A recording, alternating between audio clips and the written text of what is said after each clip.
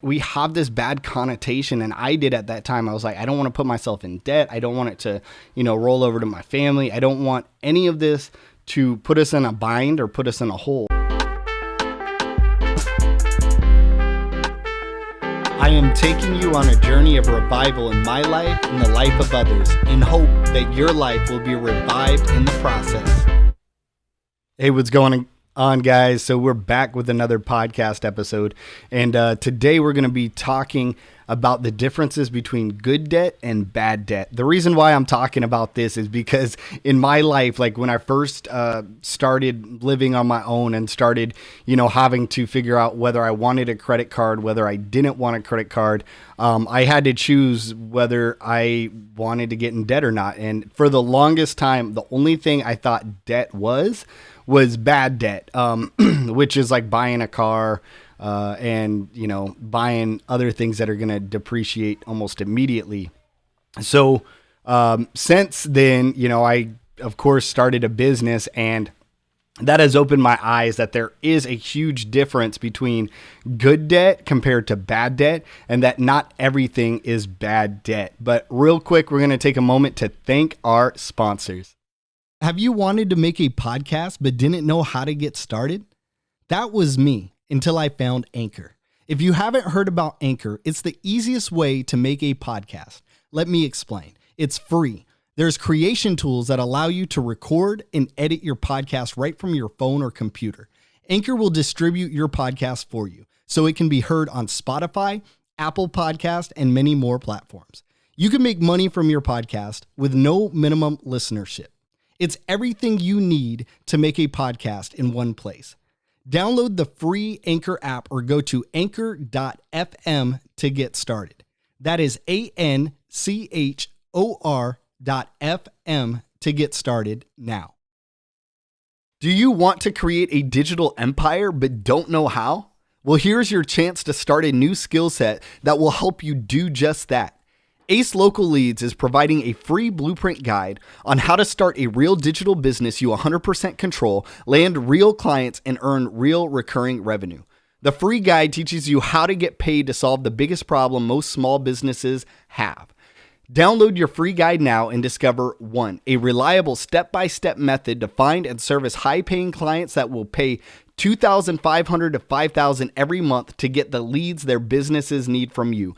2, the secret strategy we use that most agencies don't even consider, and it ends up being their number one fatal flaw. And 3, which is bonus content. No experience, no problem. We'll send you video tips, and a real person will answer your questions. Visit CoachTobias.com. That is CoachTobias.com now to get started. All right, and so we're back. So today, of course, like I said, we're going to be talking about good debt versus bad debt. But real quick, I just want to tell you a little bit about me growing up, kind of my mentality, how I would go about things. And to be honest, I was just a very, very frugal kid. I was very big about saving and not huge about spending. Now, that was the big difference between my brother and I. My brother, he'd get like some candy, he'd eat it immediately. He'd get some money, he would spend it immediately. It was like, oh, well, if I have the money, like what good is it doing if I'm not spending it? And so my difference was I would get money and I would just save it. Now, what I was saving it for would be like a camera, or it'd be like a trip somewhere, or it'd be just for random stuff. But I held on to it too long where I never actually got those things. And then I ended up having to spend it on things that I actually needed. And so it was just, it's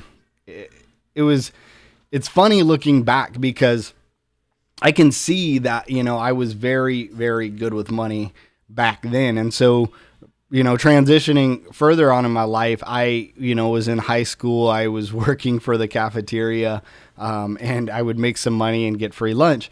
And so, like I said prior, sometimes I would just go to school to do that, go to weight training, and then go to band class because I like jazz band. So I would do all those things, and it was just kind of funny because I was always big about getting money and making money.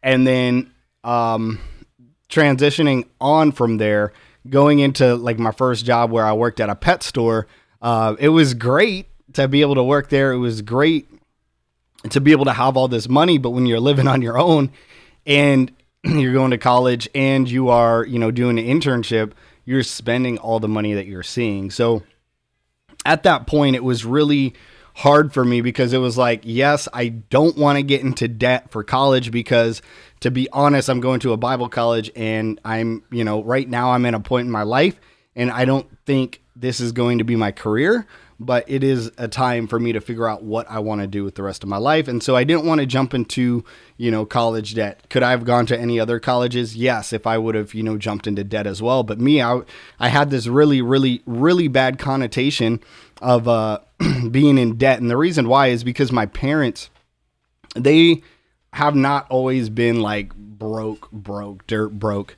But when I was like in, I would say first, second, third grade, we didn't have a whole bunch of money and we just maintained. We barely were able to just scrape by each and every day. We were renting a place. And so transitioning on to high school where my parents finally were able to buy a house. Well, middle school to high school for me, but they were able to buy a house finally with the help of friends and family and get a new car and everything, right? They were making more money, but all this debt was literally the first thing that they're paying. They're just paying off the debt. So it's like we moved up in income level, but we never really moved up in lifestyle level.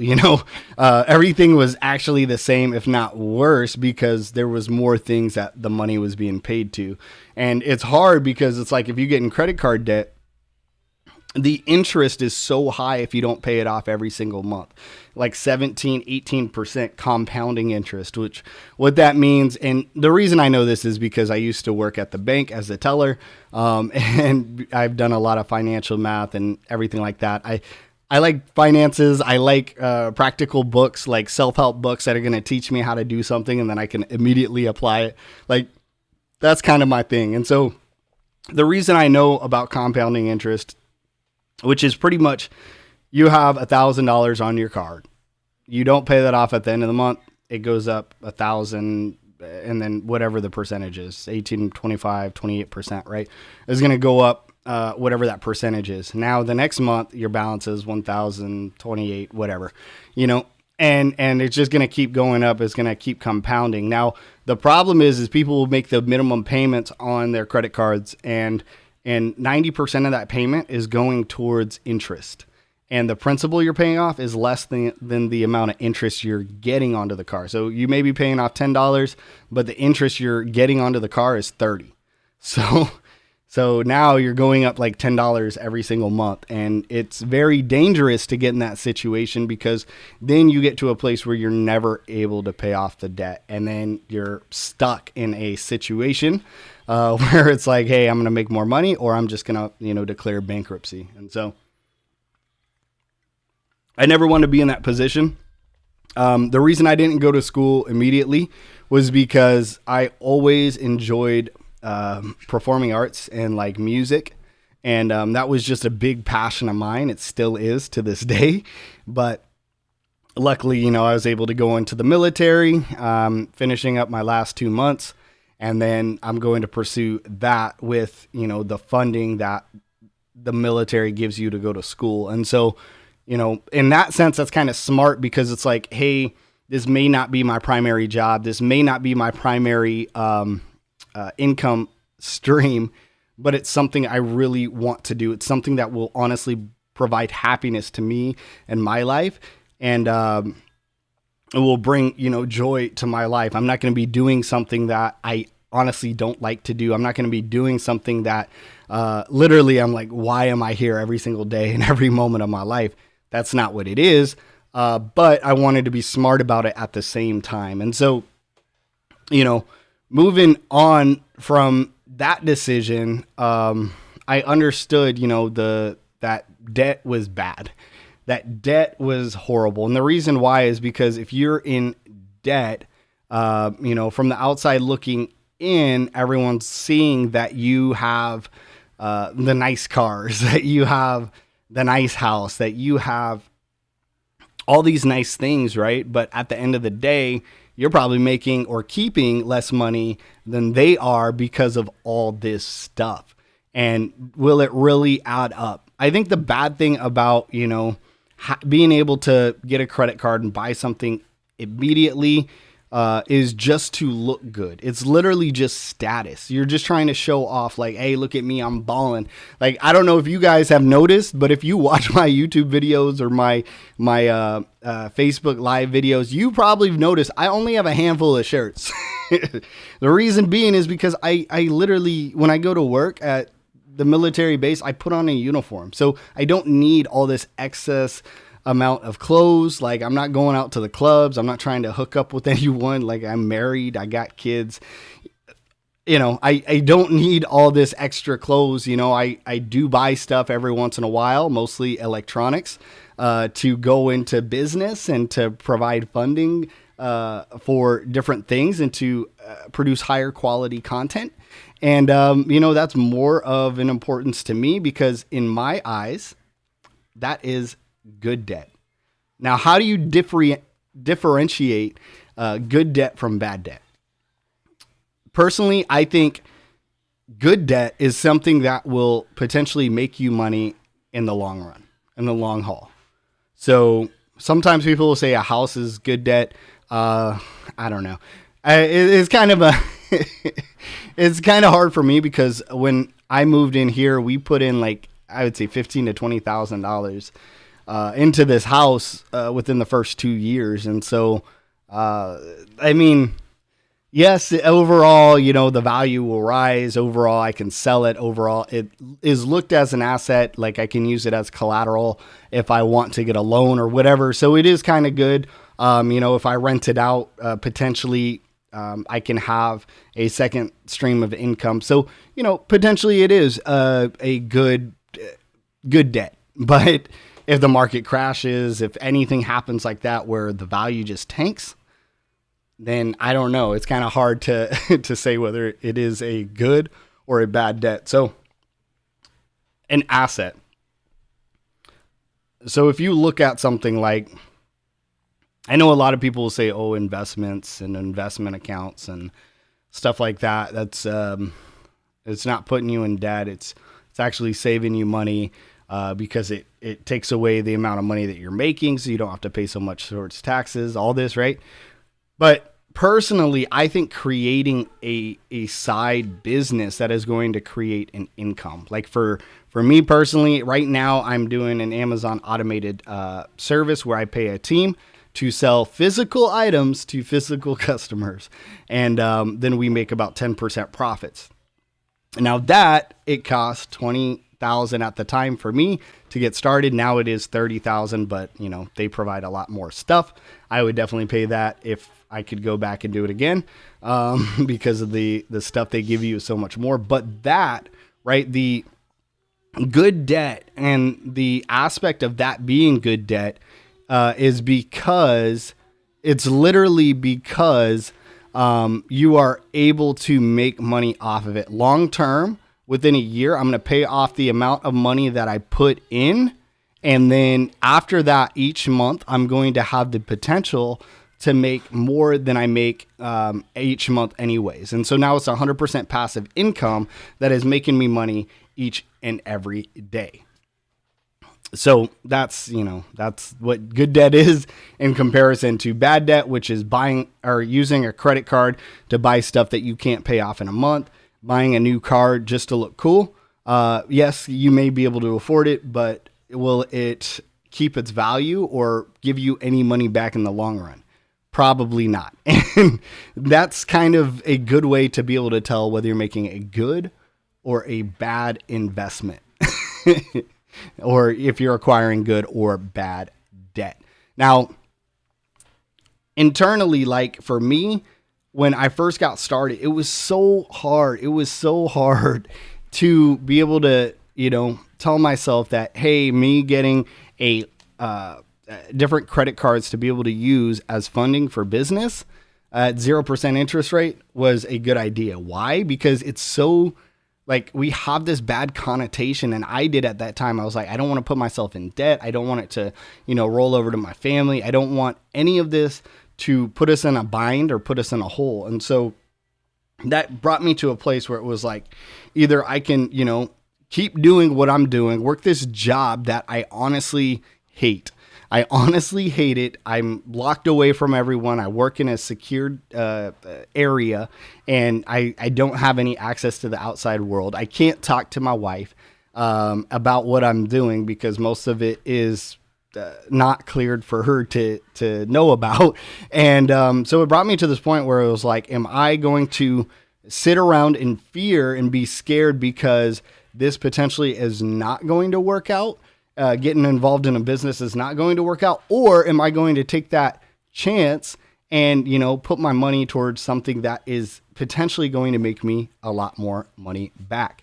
And so it brought me to this place where it was like, I was just freaking, it was hard because I was like, okay, I know this could provide a higher quality of life, but if it doesn't work out, am I screwing myself over? And so I had to look into multiple different factors about it. But at the end of the day, I was able to see that even if things don't work out, I can still claim it on my taxes as me losing money from, starting up a business. And so the risk is there. It's mitigated because one, the company said they'll pay me back the money if I don't make it or 30% of it back within the course of a year, or two, I can, claim it as a loss and be able to get at least some of it back the next year as well. So I realized that the only way I could live a more enjoyable life, a happier life, something that honestly would bring me joy each and every day, something that I could show my kids and my family that, hey, if you do want to do something in your life, you're perfectly capable of doing it and that no one can stop you, right?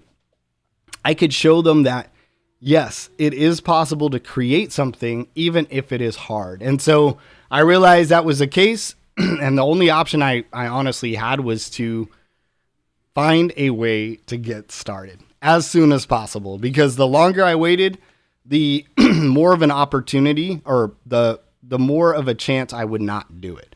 And what I mean by that is I am working a job that is paying me every 2 weeks right now. What is a better time to start a business than a time where you're working a stable job? Everyone thinks you have to just, jump into business and not have extra income coming in, but that's completely wrong.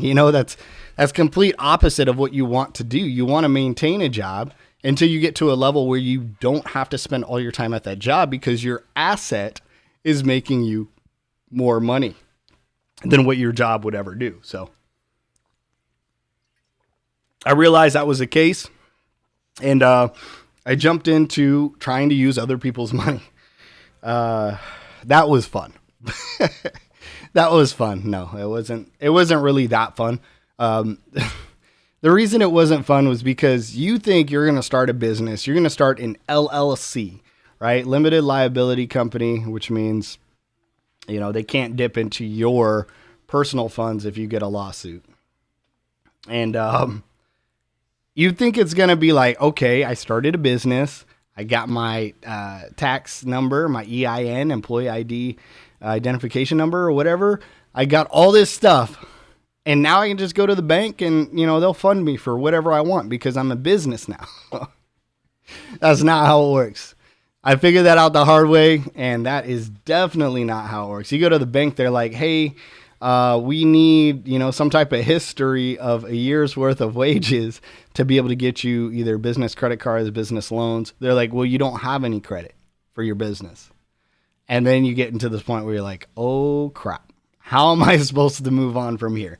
So me, I understood credit cards. I understood that you can get them for 0% interest. I understood that you can use them to build a business. And then once you have enough credit, you can roll it over into like a business credit card or a business loan or, whatever you need to do. So I understood that. And at that point, I was so like pulled. I was like, how do I do this?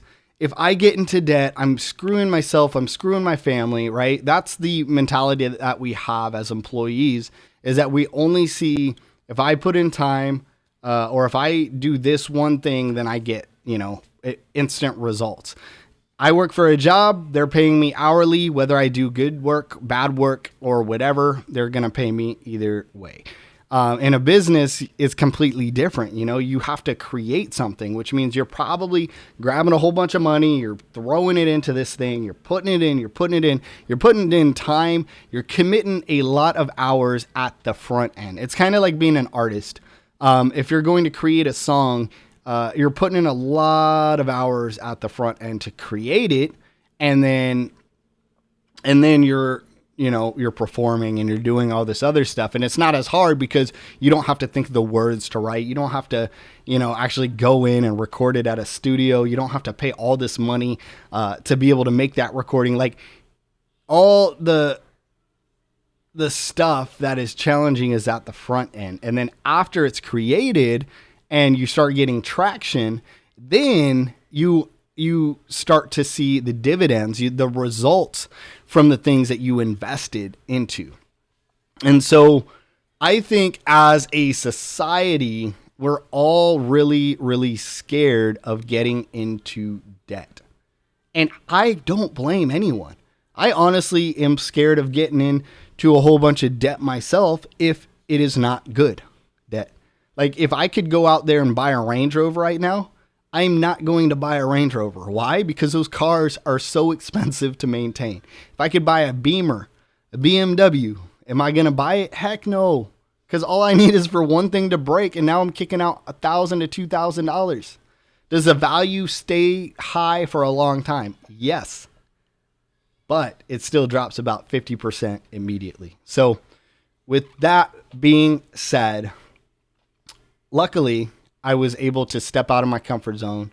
Luckily, I was able to not be trapped in this fearful mentality of getting into debt. I think since I bought a house, I realized that no matter what I do, we're all going to have some type of debt. We're all going to owe someone some type of money. Now, how you go about doing it is the most important, because if you do it in a good way, then you're going to have higher credit scores. You're going to have more assets that are going to potentially make you income long term. It's not going to hurt you. It's going to look bad on paper, but in reality, you know that that debt is temporary and that it is funding something that is going to ultimately change your life and your family's life for the long haul. Now, am I encouraging any of you guys to get into debt? No, I'm not. But I am saying that if you are in a place in your life and you're like, okay, I'm at home, I'm not working, I want to start something more, but I'm scared. I'm scared to do it because it is something that is going to be on my record, of I owe $10,000, $20,000, $30,000. Okay, if you're in that point where you're scared, take a moment, step back, and ask yourself, is this going to pay me money in the long haul, provide me happiness, and give me a better quality of life? Or is this just to try to satisfy other people, to look cool? Am I buying the Supreme jacket to look like I'm stunting? You know what I mean? To look like I'm balling out, like I got all this cash, like I'm keeping up with someone. Keeping up with the Joneses, which is simply just trying to do something to look cool to everyone else because you care about their opinion. I had so many people tell me that what I was doing was stupid. When it came to my house, oh, you're buying a big house, 4 bedrooms, 3 bathrooms, and a pool in the backyard. It's going to cost so much to maintain the pool. It's going to cost so much to pay electricity. It's going to cost so much to pay all this stuff. Like, you're screwing yourself over, dude. You need to look for a real small house to start off with. It's not a good investment. It's bad. All that advice is good, but we have to think for ourselves. People only know what they know. They try to give you the best advice that they can, but they're not going to be the person who you should listen to all the time. Sometimes you got to step back, you got to look at it and be like, does this make sense for me? Screw what everyone else says, whether it's your parents, whether it's your family members, whether it's your friends, your best friends, whether it is, financial advisor. I don't know.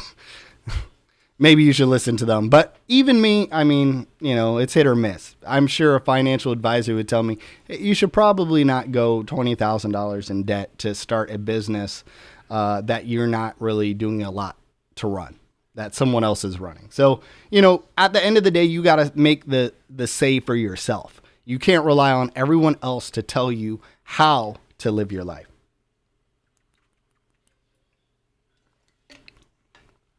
And when I started doing that, I realized that we were able to accomplish so much more. I was able to use money that was going into an apartment to create nothing. Honestly, zero. I'm paying into an apartment to leave, and who's making the money? The apartment complex. I'm not paying myself. I'm not building value in anything.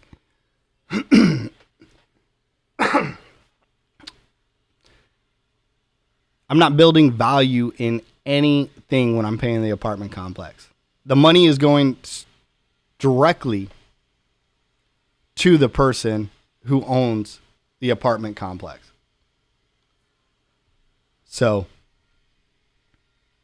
all of that is very, very, very important to where I'm at in my life now. Now I am going to be a full-time entrepreneur. I'm going to get out of the military. I'm not going to work a traditional job ever again. Will I be working? Yes, I'll be working 10 times harder than I ever worked in the military. But will I be working a traditional job where I trade my time for money? Definitely not. I'm going to have a passive income stream.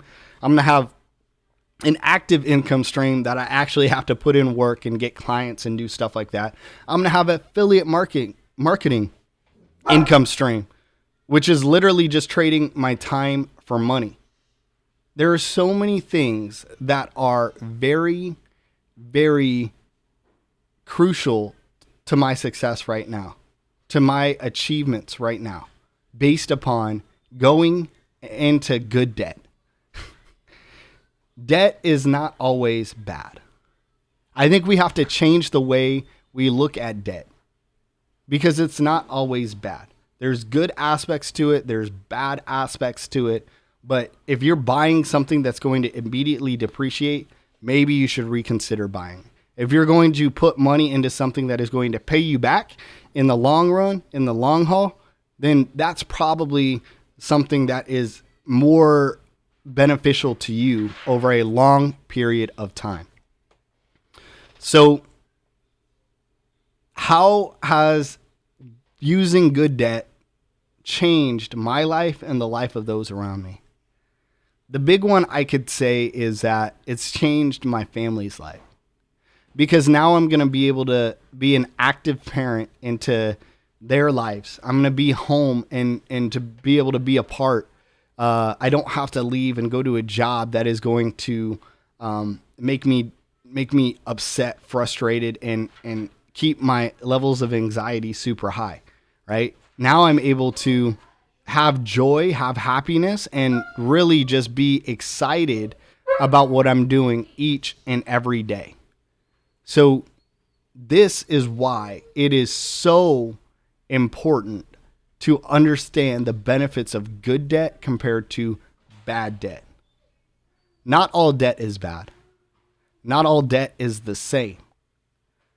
But when you can utilize good debt and put it towards something that is going to provide you a higher quality of life, and if you can help other people, like for me, it's going to transform my family's life. When I'm making enough money off of the business where I can invest it or pay off some of the money towards my wife's nonprofit organization she wants to create, that is going to change the lives of so many people. What she wants to do and how she wants to help other people's lives is unlike anything else that I could do on my own. And so that's why using that money and going towards something that is going to change the life of others is going to be so crucial, to not only their lives, but to the lives of everyone around me. So with that being said, guys, there is a huge difference between good debt versus bad debt. Okay. Yes. Be smart. If you're going to get a credit card, be smart on how you use it. If you're going to buy something that you don't necessarily need, just reconsider it, because I think as we all see right now in this time and place, what's the date? Today is April 25th, 2020. And most people are not out and about due to what's going on around us. Now, if we don't need a super fancy car, then maybe we should reconsider buying a super fancy car. Anyways, guys, I hope you liked this episode. If you did, definitely drop a like down below. If you think someone else will find value from it, share it, because it always makes me smile like I am right now. As always, guys, let's go out there. Let's revive our lives together. Let's get it done. And until the next podcast episode, have a good one.